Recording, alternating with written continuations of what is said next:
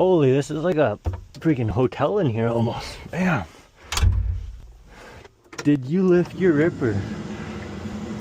I imagine there's a reason for that sticker being there.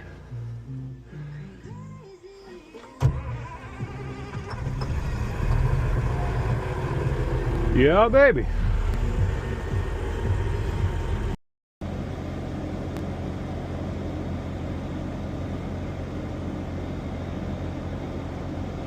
Man, this dirt is almost a liquid. He's telling us how nice it'd be to have a bed truck to move some of that stuff around. So I asked him if he still had his.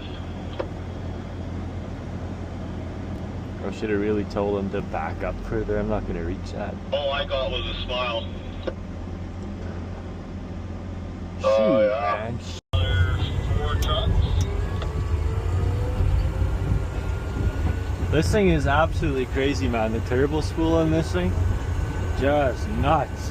A little cold on engine temp, so I'm not pushing it hard, but just a little bit I'm pushing it, man. This thing's crazy. Like, listen to this. What's up? Another 4 or 5 truckloads. Shut up.